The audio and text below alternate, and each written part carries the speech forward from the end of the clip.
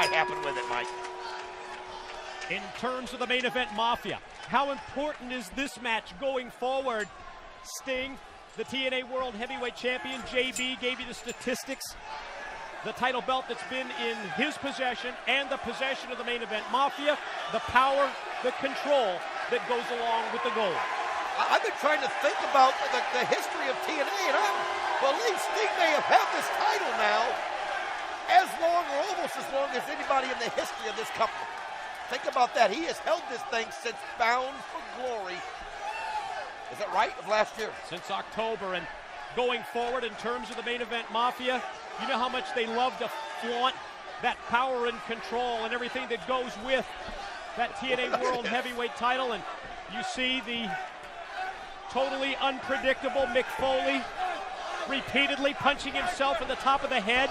The wound that was opened up, and much like we saw this past Thursday on Impact, Foley has reopened that wound and goes right on the offensive against Sting, and then puts the boot right into the top of Sting's head. I mean, if you're Sting, you just, how do you deal with somebody this unpredictable?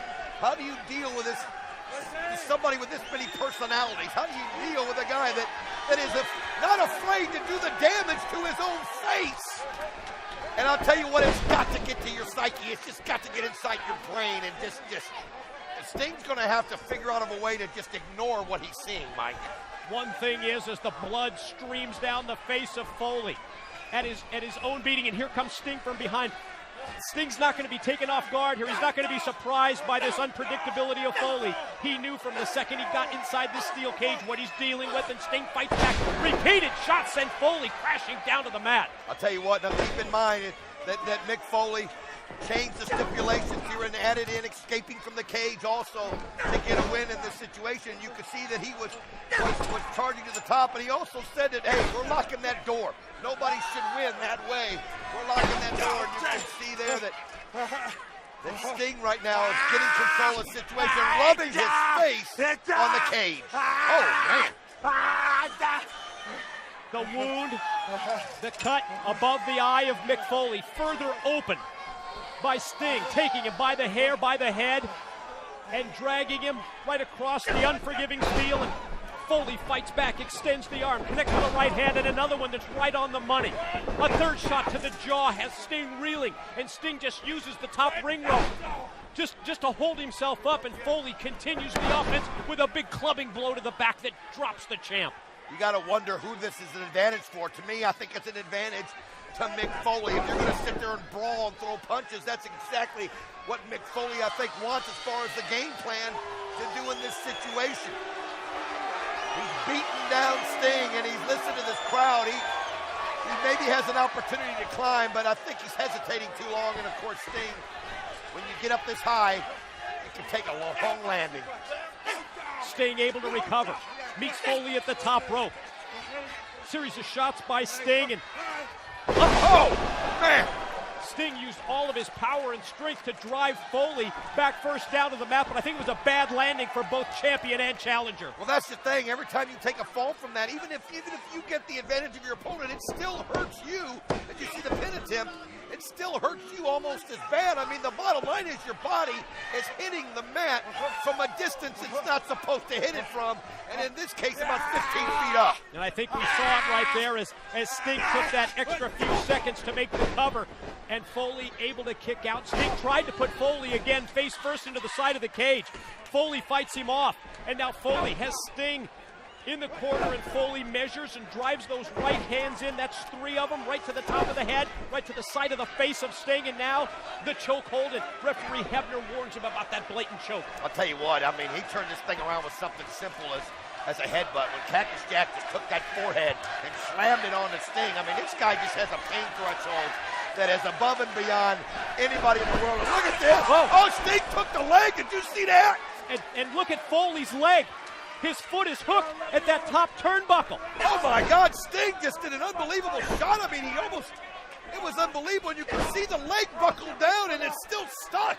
Look at that right leg. Earl Hebner trying to get it unstuck. He knows the damage that is there. And you can just see the pain right now on the face of Mick Foley. And Foley's ankle, Don, it was grotesque the way that ankle was twisted as it was hooked between the turnbuckle and the side of the 6 sides of steel. You know, we've seen so much carnage here tonight, but to see something like an ankle turned around a direction it's not supposed to go, stuck inside that rope by the cage, and I mean, Sting he just took the leg. Look at that, he's going right for that ankle. He grabbed a hold of it and applying the pressure. He knows where the damage is now. And think of how important this could be for Sting in terms of applying a move like his Scorpion, like that Scorpion Deathlock for a submission, what he's already done to weaken the leg, the knee, and the ankle of Foley. I'll tell you what, we've seen Mick Foley now on 3 occasions try to climb this cage and get out. What I'm going to wonder is what kind of mobility that's going to give him if he tries to do that again, if he tries to climb that cage. Can that ankle support him? Well, it's got to severely weaken any chances of Foley climbing out of the cage, and Sting just clipped him from behind again. I'll tell you what, that time it was like the knee. I mean, he is just taking them's legs right away from Cactus Jack. I mean, he's just not allowing him to get any kind of momentum whatsoever. You got to admire Sting for that. I mean, that's what the greats do. They find a weakness and they exploit it. And he just keeps rubbing that head, that bloody wound in the 6 sides of steel. And I couldn't agree with you more when it comes to those desperation leaps by Sting. It weakens Foley's ability to climb the cage and also potentially sets him up for the Scorpion. And Mick Foley turns it around on Sting, and the champion is just sent directly, face first, right into the cage door. I'll tell you what, the special lock they put on the door held, buddy, as he hit it straight on. But look at that left leg. He just can't put any pressure on it. You can see Foley just trying to, but it's just the pain that he had there in that leg. Foley connects with the kick, but at the same time, he goes down in the corner, and Foley trying to regroup. Boy, Sting in trouble, and check Foley right now, working on the knee, pounding on his own knee, trying to get that blood flowing back to the knee, trying to be able to support his body weight. Oh, you could just see the pain he's in. It's unreal. You could just see how gingerly he's walking.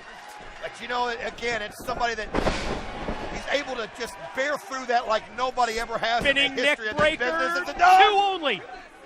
Holy cow.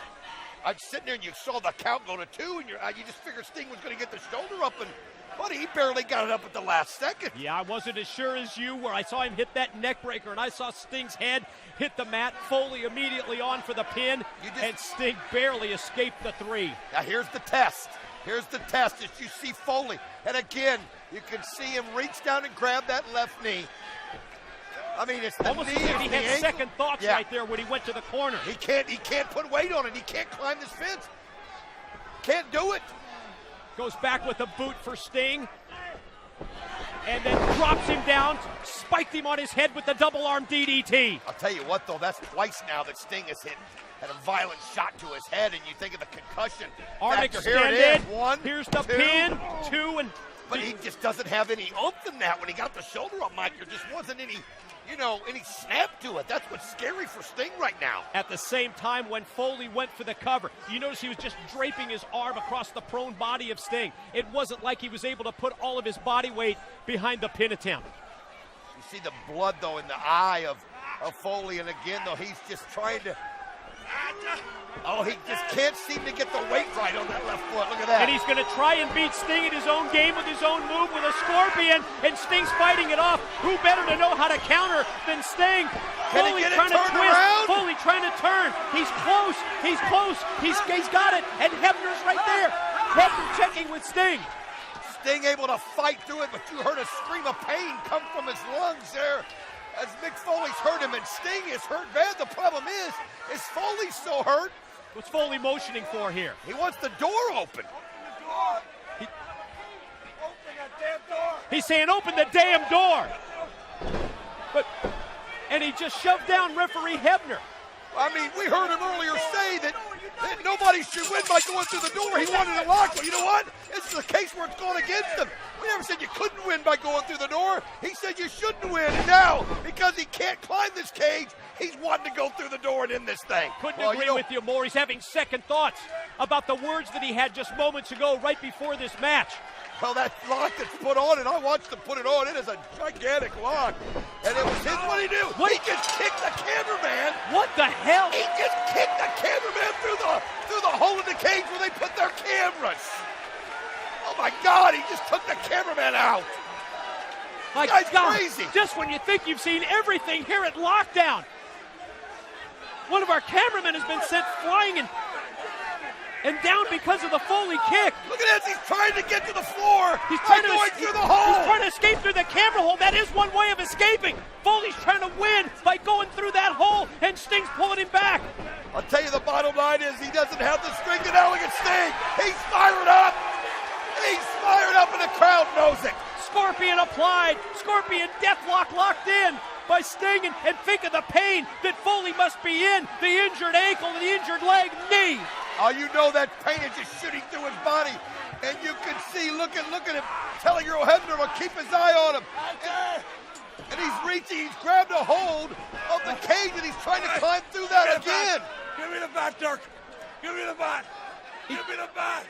He's yelling, give me the bat. That's the same cameraman he just took out, isn't it? Hey, what in the world is he get? He's got a hold of that barbed wire bat. The cameraman just did it, I guess, out of fear, and gave him the bat, and now he's got the barbed wire bat in the ring. Foley intimidates the cameraman to hand the barbed wire bat through the camera hole and into the cage. Sting stops. Sting stops in his tracks. Sting backs up at the sight of the barbed wire. Oh, everything that he said he wouldn't do, he's doing.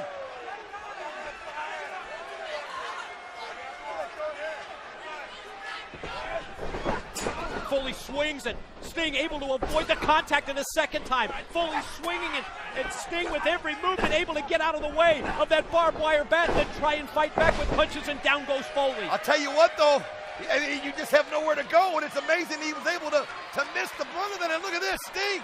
He's going to try to escape. Look out! Oh, he my caught him God. with the bat in the leg. What a shot by Foley.